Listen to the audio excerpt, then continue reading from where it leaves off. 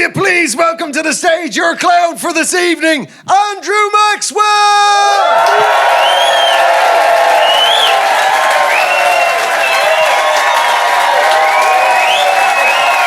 All right. Merci. Thank you. All right. Hello, Wicko. Yeah, the fucking goat suckers. No idea how you got that nickname, and I don't want to know. Just keep it between yourselves. It's very nice to be here. It's very nice to be home. Oh, man.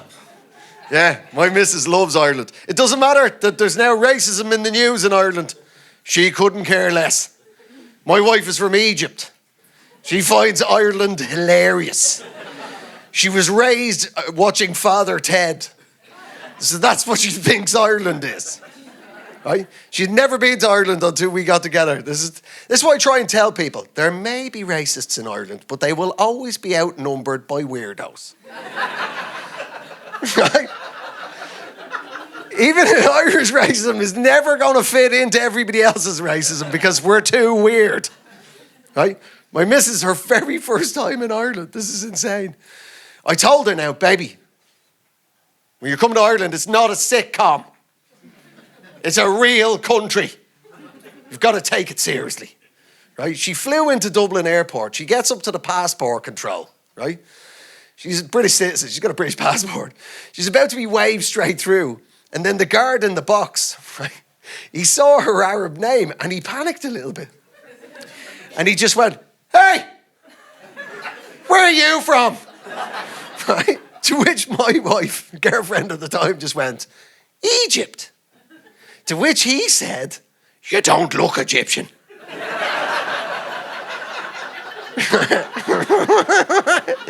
To which she said, "No, what do I look like?" And he said, "Nice."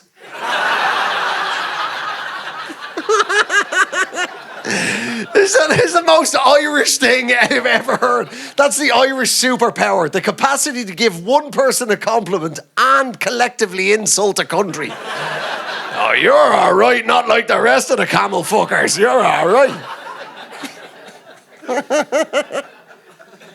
Just people's, the outside world's view of Ireland. You know, Conor McGregor, fuck me, wants to be the president of Ireland. Shut the fuck up. Right? Nonsense. Right? It's there, it's online. There's people going, "It's good, you guys in Ireland, man. Conor's going to sort that problem out for you." Yeah. No, he's fucking not. You imagine Conor McGregor being the president?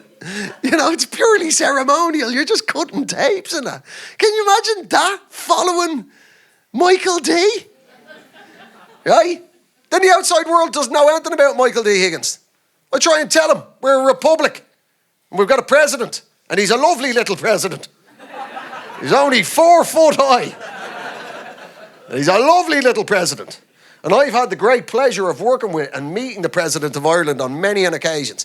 And he's a lovely little president.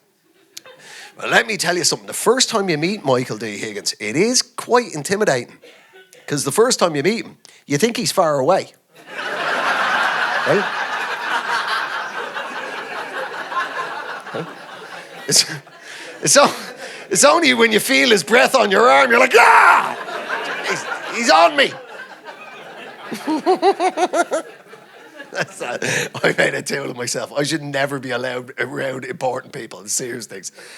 I got invited to this charity auction thing, fancy swanky do. It was all black tie. It was very fancy, right? And I get invited there, and the president's there, Bono's there, Steven Spielberg was there, Daniel Day-Lewis. It was a really swanky do. And then there's Dirty Balls McGinty in the corner. I'm just smashing back the free champers. At one point, the room clears and they go off to the charity raffle, or, you know, they go off to the next event. And I'm the last one in the room, right? And in the corner, there was just a door that, you know, had a printed out piece of paper saying VIP toilet, right? There's nobody else there, so I thought, that's me now, right? Now that everybody else has left, that'll be me, right? I go into the toilet and it's this tiny, like, cupboard that has just 2 urinals in it, right? That's it. And the president is having a pee. Michael D's having a pee in one of the urinals, and behind him is his plainclothes armed Garda Síochána bodyguard, right? So I slide into the other urinal, right? Look, I wasn't sober. I wasn't sober when this happened, but I was peeing beside the president. And a little voice came to me and just said, when are you ever going to get the chance again? You know, to see the head of state.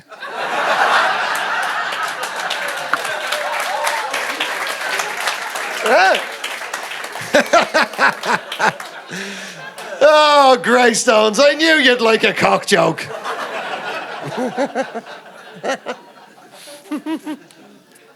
Yeah. Then there was the portal. Wow. What? That is the greatest PR disaster in Irish history. We have spent 100 years in Ireland trying to convince Americans that we're basically tax-free leprechauns. Right? Portal was just... I mean, it was a Belgian guy. He was a Belgian artist. For those of you who don't know what I'm talking about, they put this... It's basically a giant iPad. Right?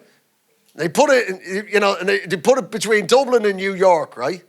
And the artist guy, his remit, I remember reading this thing, he was so, this is the sort of thing that Ireland is where dreams go to die, right?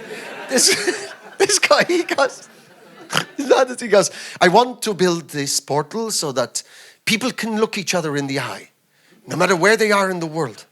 And then, if they can see each other, maybe they will understand that, in fact, differences are so shallow. And we are, in fact, all one, a family of human beings sharing our planet. And if we can do that, maybe we can move forward and heal our planet with love. And then they put it in O'Connell Street. Right? And where they put it, the big difference is where they put it in New York. They put it just beside the Flatiron building, in Midtown Manhattan. In a very swanky location.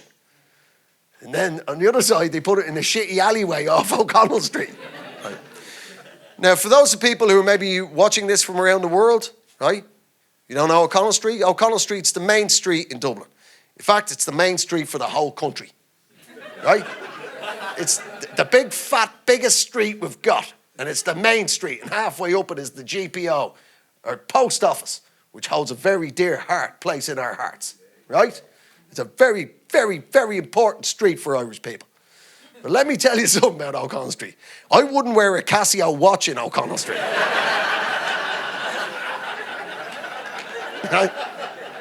There's nothing but shite bags. It's a fucking zoo. Right? The minute, it's just street level Dublin is madness. The minute they turn the portal on, right?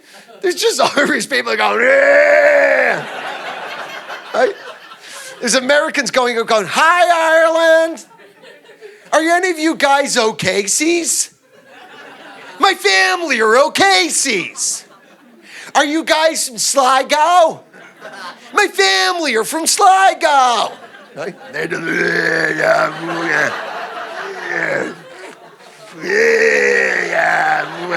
yeah, you big fat yank. There's people just holding up pictures of 9/11 to the screen. Like,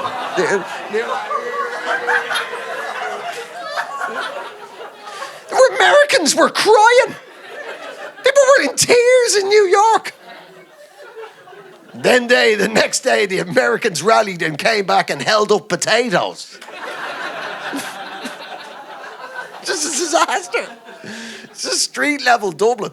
Like, I've been all over the world, but the level of lunatics that are just kicking around. Right?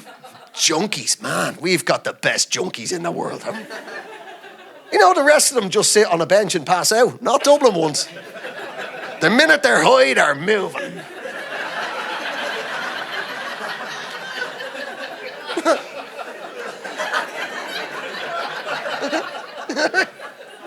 I love them. Do you know the one I really love? I love a junkie couple. Oh. The Dublin junkie couple. Who here's in a relationship? How hard is it to keep the hand-holding phase of a relationship going? It's not easy, right? Junkies can. You ever see a junkie couple down the quays, 7 or 8 in the morning, like, ah, please come on!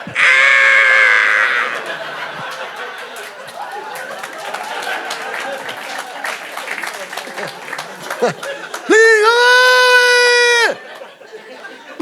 so romantic. Now there's a relationship that can survive 2 people shitting the bed. Could yours? Be honest, could yours? You couldn't. Maybe alternate nights, but not the same night.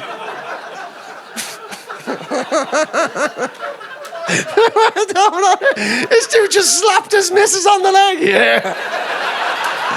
You know it, baby.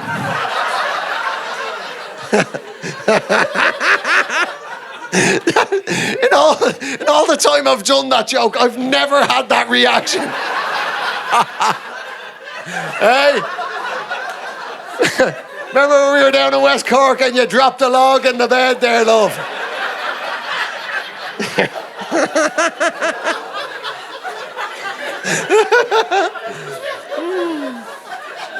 Oh, it's so great. It's so great. I gotta tell you this is the shit that only happens in Ireland, right? So a couple of years back, I was making this pilot for this TV show for English telly, right?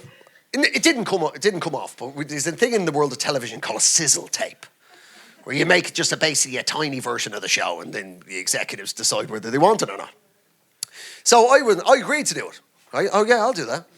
We flew over from London to Dublin. Me and the 3 people I were with, in all fairness, they were really nice people. They were all London media types, and they'd never been to Dublin. Right? And the whole premise of the piece was, it was going to be outside, I was going to be walking down the road, the cameraman was going to be backing along, and I was going to be performing down the camera lens. Talking about topical things, or I can't even remember what we were meant to be doing. But that was it, right? I'd be walking through Dublin, and performing down the camera. I'm like, okay, yeah, sure, yeah, I'll do that, yeah. But in the back of my mind going, I'm going to get heckled a lot, right? It doesn't matter. So we get in, we land into Dublin. I went, so where are we shooting? Where's the location? And they went, oh, it's by the Grand Canal. Okay. All right. Let's just, yeah, sure. That sounds nice. Right? We get there, right? And we're there, and we're doing the piece, and I'm trying to perform down the camera lens. And there's obviously the cameraman's operating the camera, the director's directing, and then there's the producer, and they've got all the flight kits, right? The flight boxes with all the cameras, all the equipment, thousands and thousands of pounds worth of camera equipment, right? And it's just there, in the road. The Grand Canal. Okay, right, just giving you the full scene there, right? So we're doing it, I'm buggering up the line because just out of my eye line as I'm trying to perform down the camera, I can see there's just this Dublin junkie has just showed up. And he is looking at all this kit, like, the way, the Wile E. Coyote used to look at the Roadrunner, right? You'd look at him long enough and he'd turn into a roast chicken. Right? That's how the junkie was looking at the keys. Right? And as I'm performing, he is just slowly but surely just getting closer. He's like a really skinny tide. He's just getting closer and closer. And eventually, I buggered up the line 10 times in a row. And I just turned to him, listen, I don't want to be rude or tell you how to do your job, guys, but you're going to need to protect this kit. Right? Somebody's going to need to sit on it. Right? Because, the producer's off on the phone, organising the next location, doing her job, no problems. But I'm like, you don't know Dublin. Like, somebody needs to sit on this kit. Somebody needs to, you need to stay with it. And she was like, oh, I really appreciate that. Thank you. So she's there with the kit. I do the line again, but I can see she's up on her phone. She's moving around. There's nobody with the kit, right? And Junkie's just getting closer and closer, just like. And eventually, and I really want this gig. I don't want to sound like, I don't want to seem like I'm being precious and show busy, right? But I've buggered up the line one more time, and I'm just about to go, guys, I'm sorry, but somebody's going to have to sit with this. But before I can say that, the junkie just steams into the middle of our conversation and just went, will you fucking listen to him?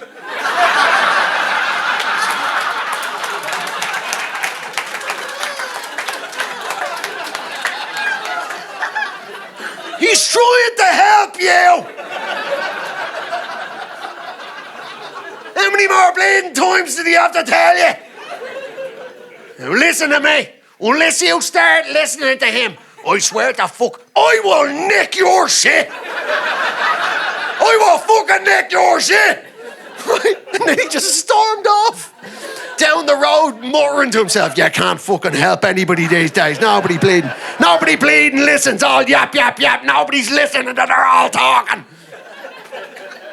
It's insane. Insane country. And into that, now we have, racism. We're just not very good at it. I try and tell people who've never been to Ireland, when people have been asking me, what was all that about?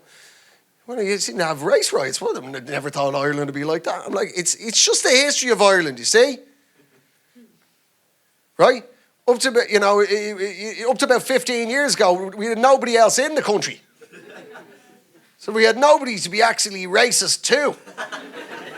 Right? But we knew eventually somebody would show up. And we had all the necessary hatred in our hearts.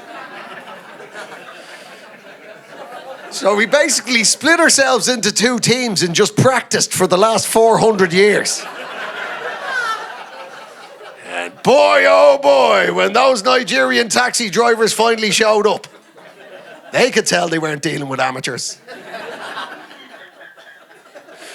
You know this, right? In Dublin, you get a lot of Irish taxi drivers festooning their taxi with the tricolour, to subtly let you know, yeah? Just subtly read between the lines, baby, yeah? This particular sex offender is very genetically similar to you. Right?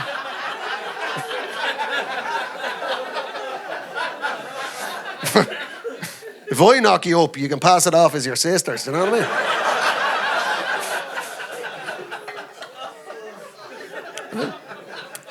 I was getting in a taxi, the rank at Stephen's Green.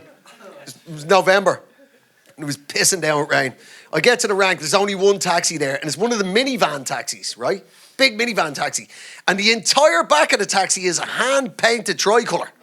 Somebody's painted the entire thing into a tricolour, and they haven't used any tape. These people don't do P&D professionally, right? Anyway, and I'm like, Jesus. No. But I'm not willing to get pneumonia, right? So I get in the taxi, and it's a Nigerian dude. I was like, what the fuck? What happens? They see the giant tricolour, and then they get in the car and they see you. What did I say? And he said, they say nothing. I just tell them, my name's Kieran O'Malley. Do you want to go home or not?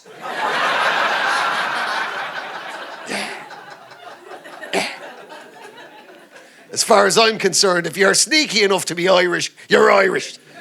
You're in.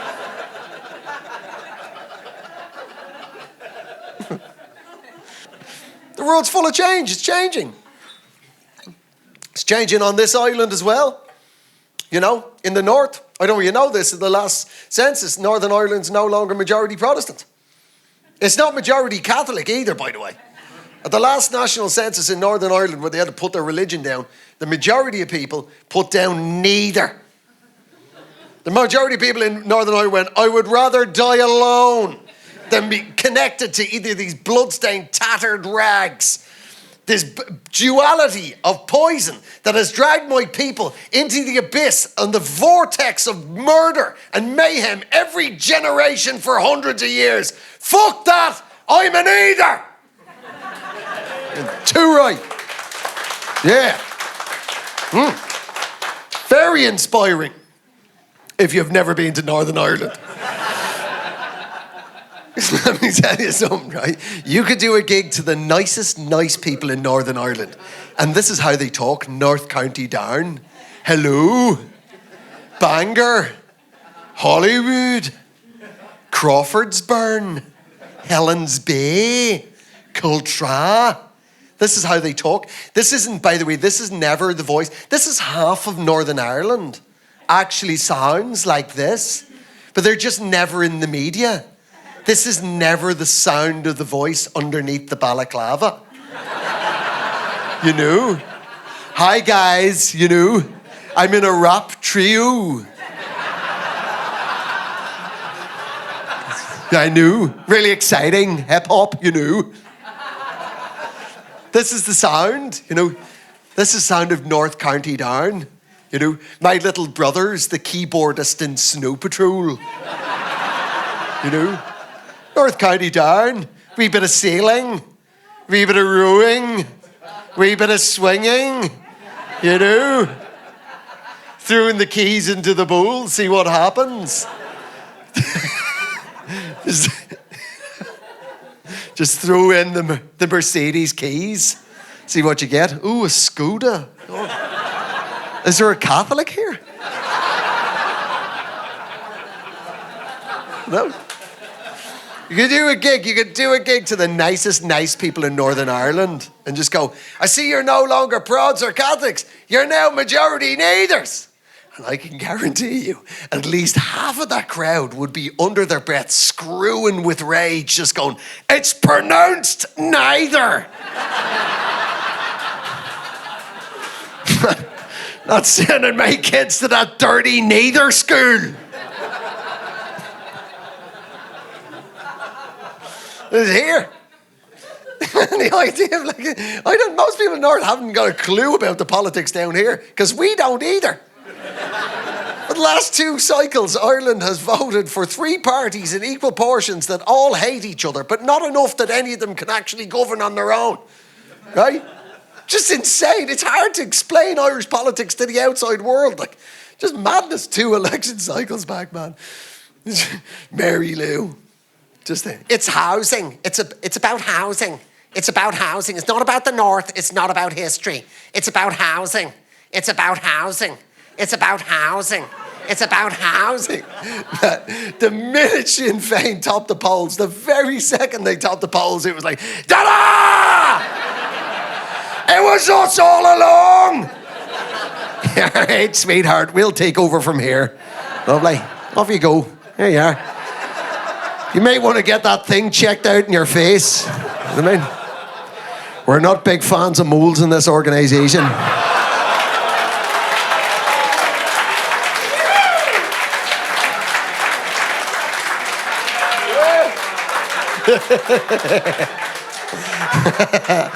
Whoop it up, team. That's not going in the show. There's the first edit point. How did the anti-Sinn Féin material go? In Greystones? Fucking hell. Jesus Christ. They were so happy, I might as well have handed them all out their own fleece. They got a big bag of fucking gilets, just throwing them out into the ground. Leinster themed gilet for you. Leinster themed gilet for you.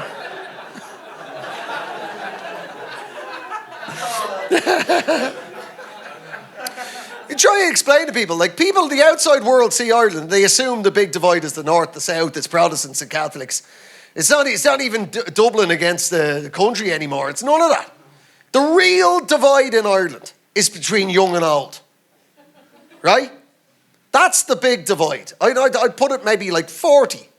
Right? Anybody under 40 has no idea the weird world of Ireland we grew up in. All us old fuckers in the room. Right? We're the last people on earth to have lived in medieval Europe.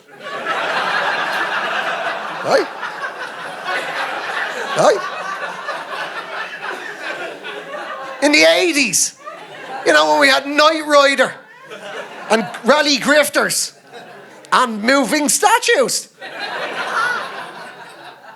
What? This is a country where we diverted a motorway because there was a fairy tree. We did that in the 90s. Fucking madness. The kids these days, they're judgy. They are, aren't they? Never saw that coming our generation. You just assume every generation's going to get groovier and groovier. They're not, are they? They're judgy little bollockses. So, judgy. After gigs, you know, when I'm gigging around Ireland, you'll often have a drink with the staff afterwards, you know. A lot of really cool 20-something bar staff. But there's always at least one of them's a bit judgy. Once they go, what, your generation? Why did your generation let the Catholic Church oppress people for so long? Why? You go, shit, we were into it. Right? You can't oppress people for hundreds of years unless they're into a little bit of fucking sexual repression. We're into sexual repression. That's the reality of it. Irish people love a bit of fucking sexual repression. For fuck's sake, one of our most famous names is Seamus.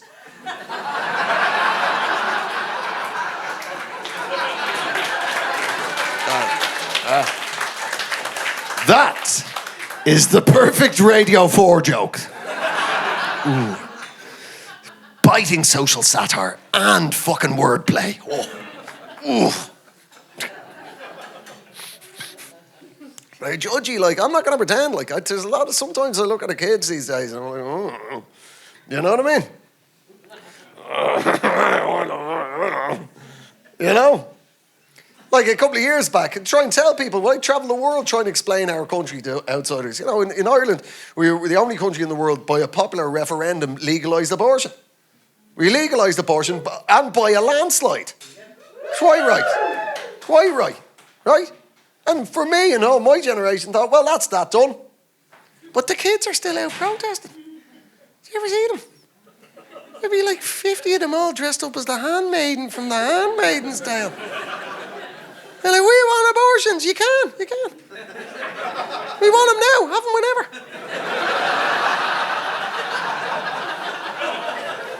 Do you know what I mean? Like, but you know what I mean? You know what I mean? Do you know what I mean? You know what I mean? You look at some of them, do you know what I mean? And you know what I mean? You look at some of them and you think, fuck it, you know what I mean? I don't think this is ever going to directly affect you.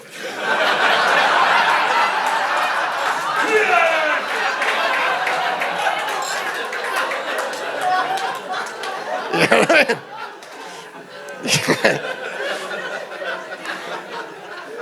You know what I mean? You have to get invited to the party to get knocked up at the party. Like.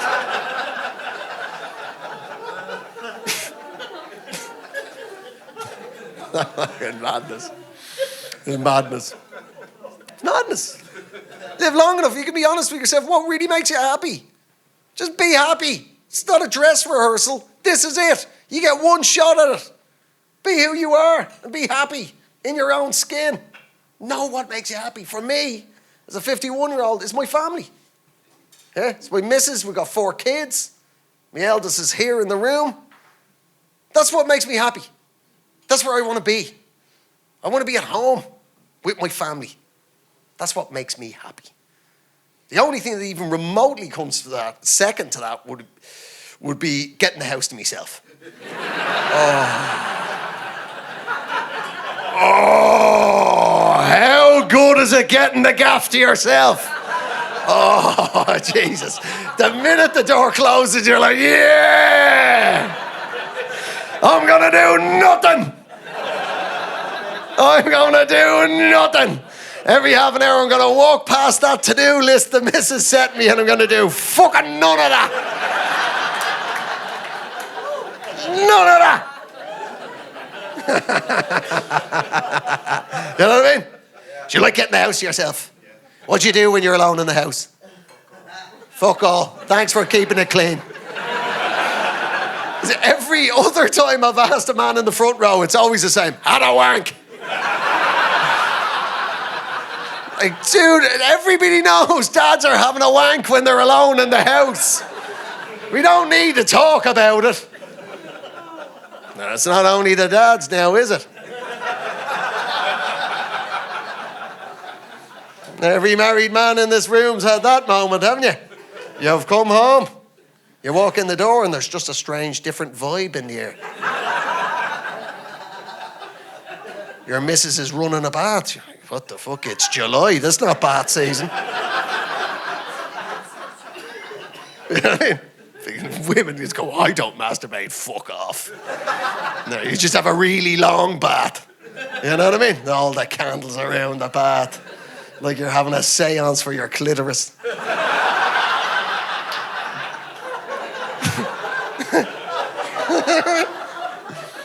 There's one thing I never understood. I started doing comedy in the early 90s when I was a teenager.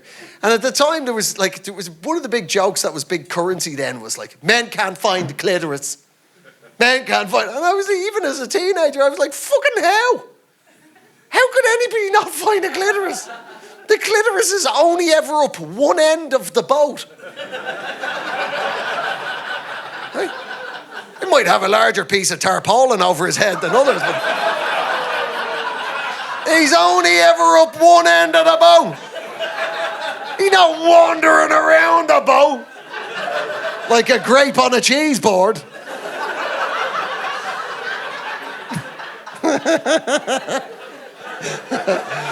He's not to be found on the poop deck. I can tell you that for nothing.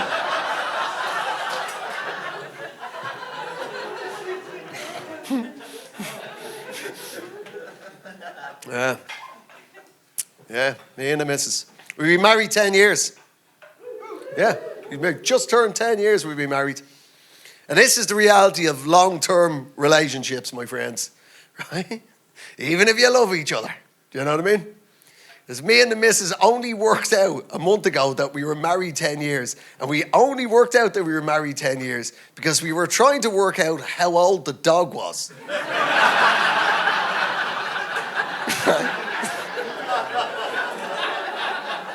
We're like, oh, that means we're married 10 years. Because I bought the dog for the family as a wedding present to my missus. My missus had never had a dog before. So I bought her a dog. And obviously, I've grown being Irish, I've always had fucking dogs. But I bought him a dog. And I can hear the confused silence in this room of Irish people. Bought a dog. It's not the Irish way, is it? You don't buy a dog in Ireland, you get a dog. You have a family meeting, let's get a dog. And your dad just goes out and gets a dog. No discussing breeds, he just goes out, there you go, Tuesday night, 10 o'clock, he comes home with a dog. A dog that's already a bit grey around the muzzle. A dog that has a weird rumpling in his fur around his neck where it looks like a collar's been hastily cut off with a pair of kitchen scissors.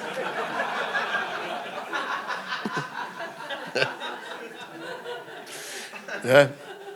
It's not my first dog. I've had 6 dogs through my life. And I have to say, and I genuinely feel guilty saying this, and I don't feel a lot of guilt in life, but I do feel guilty telling you this. But it turns out the dogs you pay for compared to the dogs you get for free, so much more mentally stable. Like, I never had a dog growing up that wasn't fucking tapped in some way. One of them hated men in hats. Another one was eternally a war against shopping bags on the wind. Right? I never had a dog growing up that when you let him loose in the park would run on all 4 legs.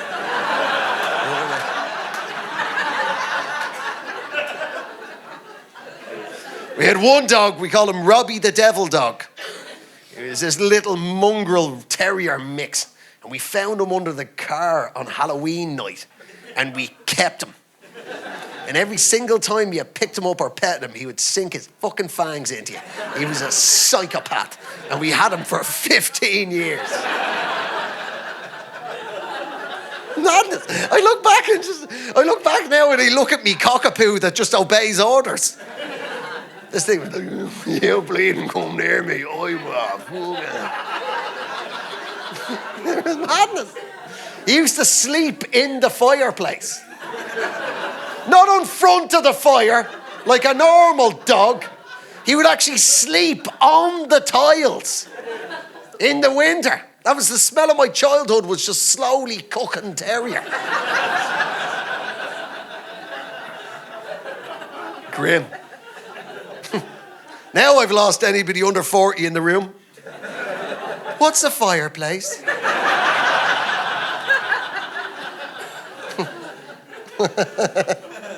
Is that the thing in the living room where we keep all my awards for taking part?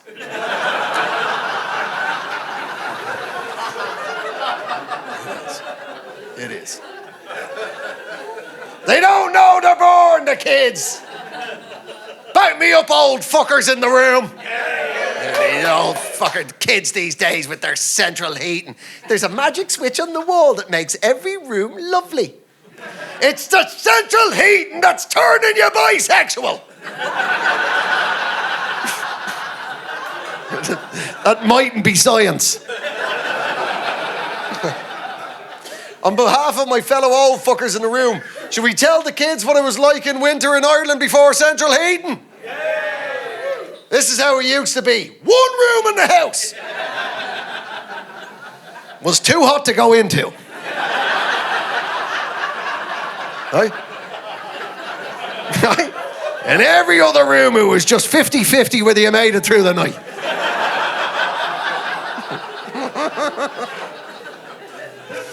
Madness. Kids, not easy. I try and, poke fun at the younger kid, the shavers, man. But, life's not easy. And also, when you're young, you're led to believe all sorts of shite that turns out to be bullshit. Right? When you're a young man, you're led to believe by society that the ultimate stud is a man that can fuck a different woman every fucking night. Hundreds of them. You don't even need to know her name. Stud! And then you grow up. You meet a woman. You fall in love. You live together. You get married. You have kids. Right? And then you realise, no, the ultimate stud is a man that can still get a rattle out of his missus midweek.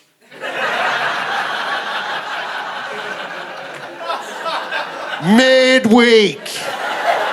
Yeah? Anybody can get a rattle out of his missus on the weekend. Date night sex, Jesus. A couple of cocktails, she's yours. I'm talking Wednesday. School night. She's just spent 2 hours trying to get the 3-year-old to go to sleep. If you can get a fuck out of that wife, you're a stud. That's all right, baby. You can just pause your program. Don't worry, it won't be long. You just pull down your trackies. You can keep the Crocs on. You can get a Crocs on ride out of your missus. You're a stud.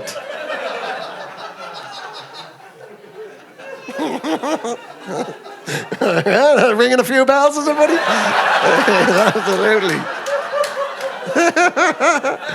Crocs on. And you've given her a good rattle when one of the badges goes missing. Oh, look at that.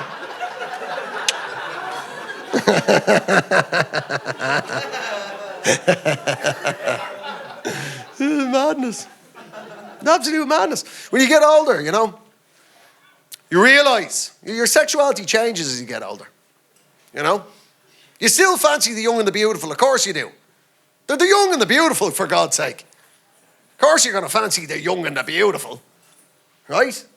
As you get older, when you're middle-aged, right? Now, as a 51-year-old, my idea of a really sexy strip club, right? It would still look like a strip club. And it would have all the strip club music, right? And there would be they'd have a stripper's pole and there'd be a stripper's podium. And there would be, there'd be stripper music and everything. And there'd be loads of women in there. But they'd all just be wearing their normal clothes and doing things well.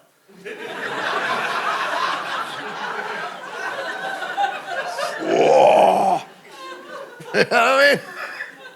Will you please welcome to the podium Fiona? And here comes Fiona, all 42 of her. In the dungarees she kicks around the house in. But what's this horny whore up to? Because the reality of it is, what you find really sexually attractive when you're 51 is competence. Yeah? Competence. Yeah? She could be the hottest supermodel in the world, sashaying down the beach towards me in Saint-Tropez. But if I have to send her the email again, she can fuck off. Fuck off, Tatiana! Put them away! I'm not interested, put them away. Yeah. There she is, Fiona, in her dungies on the platform. But what's this horny whore up to?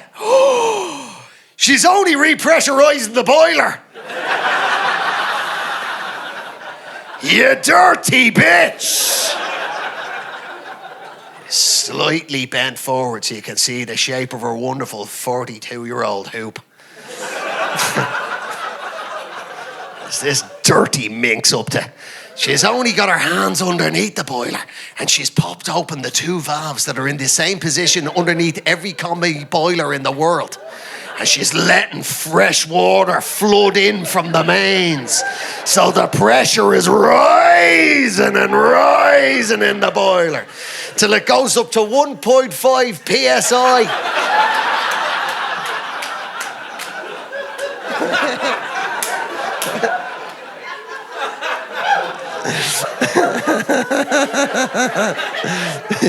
Which is permanently marked out with a red line on every combination boiler in the world.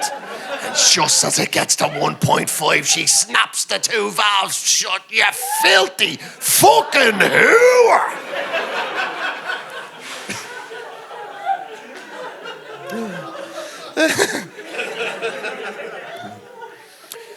So my wife came along to the show.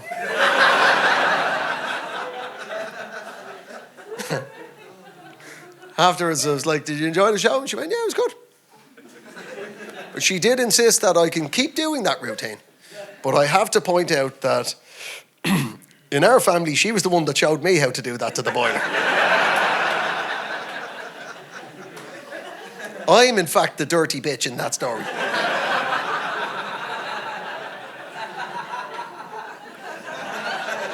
You're pretty damn sexy.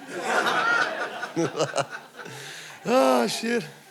I made such a monumental Eejit of myself, right? I'd flown in from London to Dublin to make the show. Taxi driver. I landed. The taxi driver's waiting for me. The minute I turn my phone on again, it's bing, text, waiting for you outside terminal. I'm like, awesome. Get in the taxi. He's an Indian dude, but he's also Irish. He's an Irish Indian dude. And I know he's Irish and Indian because he has a Meath accent. Right? And nobody would fucking pretend to be from Meath. Right? I get in the car, and I love chatting to taxi drivers in my hometown. Love it. Right? It's kind of what I'm into. Right? But on this occasion, I had this piece of work that I had to finish, and I had a deadline, and I knew we were going to be driving for a solid hour from the airport deep into Meath. Right? So he cracks up a conversation. I was like, I'm sorry, mate. I'd love to chat to you. I don't want to seem rude, but I have this work to do. He's like, no problem at all. An hour later, we're finally at the hotel, right, deep in Meath. Say goodbye, taxi driver. Goodbye. We separate ways. I go in there. I've got a couple of hours to get ready. The TV company had arranged that I could check in early, but they haven't got the room ready. There isn't a room ready. They're like, we're really sorry. I'm like, okay. I ring the TV people up. They're like, we'll sort it out. 10 minutes later, they have a room for me. I'm like, how did they get a room ready so quickly? You know why? Because it was the bridal suite. They just gave me the bridal suite. And if you're from around the world and you've never been in the bridal suite of a rural Irish hotel, that is the sexiest place on earth, right? I opened the door, the lighting was already down sexily low, where your loved one can't see you shit. I opened the door. And the lighting was down sexily low. And there's sexy music playing. Do-do-ding-ding-ding. And then to top it off, the actual bridal bed It was a huge bed, but it wasn't a normal huge bed. Oh no, this is an Irish bridal suite. It was in the shape of a heart. It was a giant heart-shaped bed, and it was bright red and sexy. And on the top of the sexiness, right, there were 2 giant origami bath towel swans. And the 2 swans were snogging on top of the sex bed. Right? Oh, fucking yes. I took a picture of it, right, and sent it to me missus, right? I was like, I said, I bet you wish you were here, sexy. ... Anyway, she didn't reply.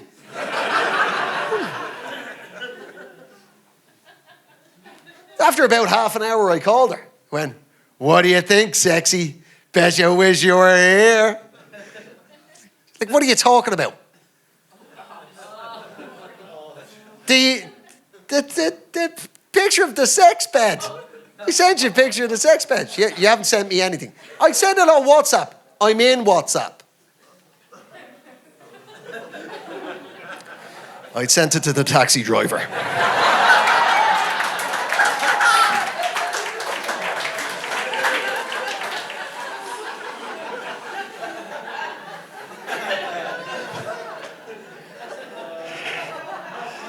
He hearted the picture.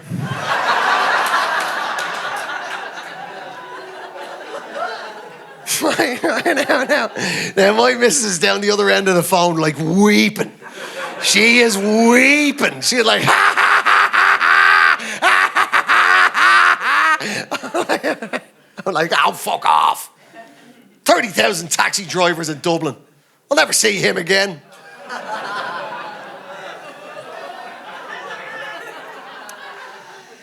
He was the TV company's taxi driver. And I was back in his taxi 10 minutes later. This is what's great about being a man. Don't listen to what people tell you. Share. Always share. Fuck no. Bottle it up. Say nothing. I got into his taxi where we were going to drive for half an hour to the dead of night to fucking some poxy, weird, creepy pub in the middle of fucking Meath. We looked at each other in the mirror, and in that moment, we both agreed to say, fuck all. I'm a fucking Eejit. I'm a fucking Eejit. But I'm happy. I'm very happy to be in your company. Friends, I would like to end by sharing a story with you. Now, I'm going to forewarn you, it's going to start off sad. I don't mean to make it sad. I'm not trying to manipulate you. It's just the story, right? But how it's going to end is insanely Irish. Where we are going with this is so fucking mind-meltingly mad fucking insane Irishness. Strap yourselves in. So a couple of years back, my dad passed away. My dad had Alzheimer's and he passed away. And me and my dad were really close, right? I always really loved my father and he loved me. And I always felt it. He was a great man. We didn't have a lot in common. He was a church organist, and I'm this. He was very supportive. He would come to the Edinburgh Festival. When I started doing the Edinburgh Festival when I was 20, my dad came every year to come and support me. And he was the only dad that did. So he became the surrogate dad for all the Irish comedians at the festival. I wasn't his favourite comedian. He would come and he would sit in the back of me gig in the darkness. And afterwards, I'll be like, all right, Dad, did you enjoy the show? And he'd go, yep, very good. I wasn't his favourite comedian. That was Jason Byrne. Right? God, he loved Jason. I'd always get him tickets to see Jason. And afterwards, I'd collect my dad from Jason's gig. And I go, did you enjoy the show? And every year, my dad would go, no, that's comedy. That's comedy. He had excellent taste, though. You can't deny it. If you're going to be bested by the best. And that's fucking Jason Byrne, in my opinion. That's a funny, funny fucking man. Anyway, so he passed away. Right? What me and my dad had in common was rugby. Right? I mentioned it earlier. One of my great passions in life is the Ireland rugby team. Right? The boys in green. Because every year from the age of 12, my dad took me to the old Lansdowne Road to see the boys in green. Every single home game. From the age of 12 until I moved to England when I was 20. That was me and my dad's thing. You know? And he passed away a couple of years back during the Autumn Internationals. Now, for those who don't know, the Autumn Internationals is just 6 nations, only in the autumn. Just decide to do it all over again. And on this particular occasion, this year, we had the All Blacks. We had New Zealand in town, right? Now, for those of you who are not interested in rugby, and I don't expect you to be, New Zealand are the greatest rugby playing nation of all time. For a century, Ireland tried to beat the All Blacks, beat New Zealand, but they always fucking did us. In this century, we've actually done them 4 times, right? And I had a ticket to the game, right? And I was going to go with one of my best mates, and we were going to go to the game. And at the start of the week, my dad went downhill, and he was moved into hospice care. In a very touching way, it was actually a hospice my dad had fundraised for years and years in Healy, an amazing facility. And my dad was transferred there. And me and my sister flew in from England, and my mum, we were all by my dad's bed each day, and, you know, it was coming to the end, but, you know, we're asking the staff there, how long is it? And they're like, how long's a piece of string? There's no way of knowing. And we were there every single day. And then on Friday evening, before the game, I gave the ticket away. And I watched the game, sat beside my dad in his hospice on this shitty little fucking telly hanging down from an AirTech ceiling. And we won. We beat them. And I knew we were going to beat them. I just knew it in me bones. I knew it. I just fucking knew that this Ireland team were going to beat that New Zealand team. Because this Ireland team was full of New Zealanders.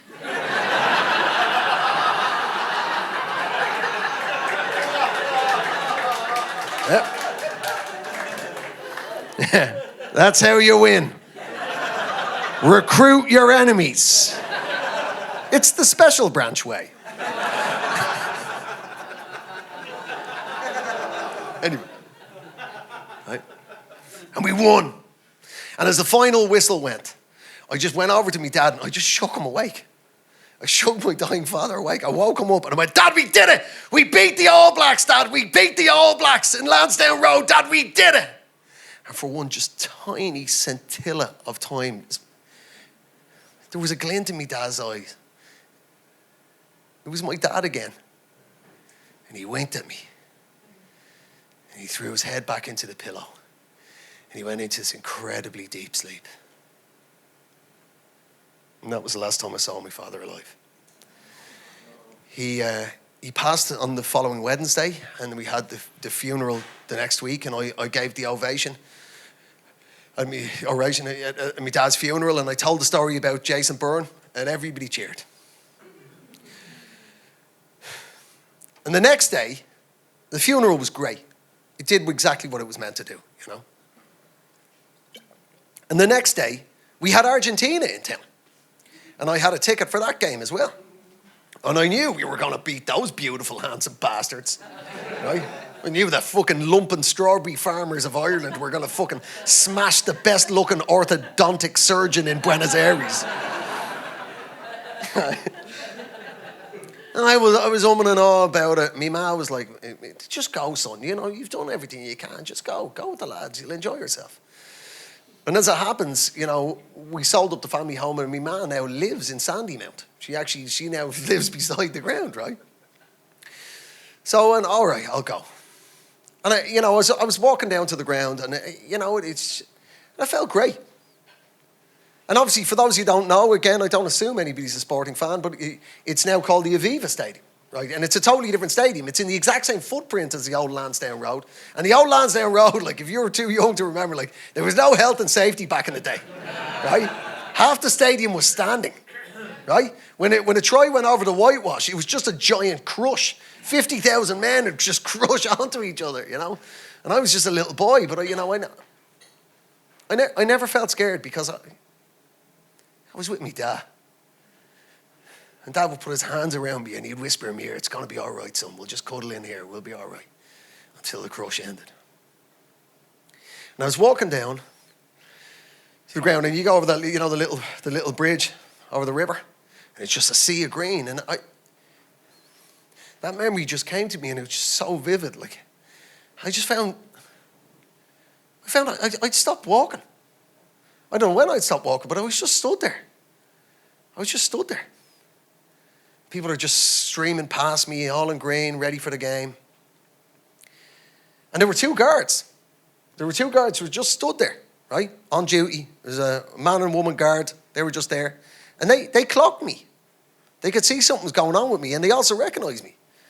And the man guard just went, Andrew, are you all right? And I just on autopilot, I just bumbled over to these two cops and just spilled me guts. I just told them everything I told you. I'm here because I support the boys in green. I love the boys in green. I support Ireland because I love my dad. My dad's not here. Dad's not here now, but I'm here.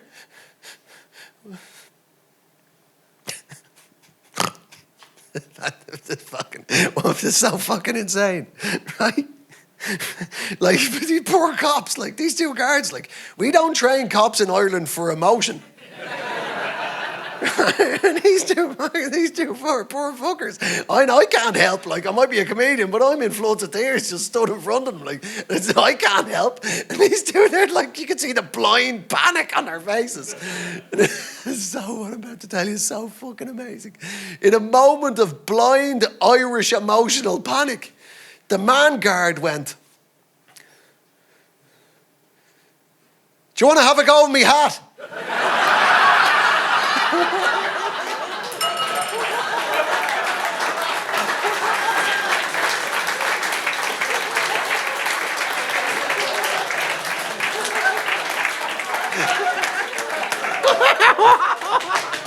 Fucking what? He took his hat off and he stuck it on me little peanut head. It went down my ears, like, and the crazy thing is, it worked instantly. Instantly, I was like a little boy. I was like, Nina, Nina, Nina. Oh, fuck. Oh, man. Anyway, after the game, I went back to see me ma. She's a good girl, my ma. She's a fantastic woman. And I told her that, and she laughed too, right? She found it really funny too. And after we stopped laughing, we're like, one of the moments. My ma went, he goes, it's funny, life. It's funny, isn't it, son? Sometimes it's funny, isn't it, son? Sometimes even Alzheimer's is funny. I'm like, shit, I've been an edgy comedian for over 30 years. You better have a punchline here. So fantastic. She goes, about a month ago, I went to see your father in his care home. And as I was leaving, I kissed him on the forehead. And I said, I'll see you tomorrow, love. Okay? I'll see you tomorrow, Ian. And your father, my husband of 40 years, turned around to me. And he said, well, that's all right. But you come in the morning because my wife comes in the afternoon.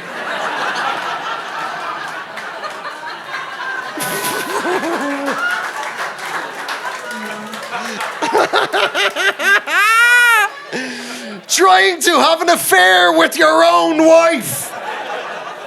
The definition of insanity. Oh, man. You've been absolutely awesome. I cannot tell you how much I appreciate you. I would also, could we please have a round of applause for everybody who put the show on tonight? Thank you very much, Whale Theatre, all the staff, the production team, all the guys who are actually making this into a thing. Thank you very much. On the cameras, the sound, lights. Thank you, Flynn. Thank you, Kevin. Thank you, Niall. You've been absolutely awesome. Friends.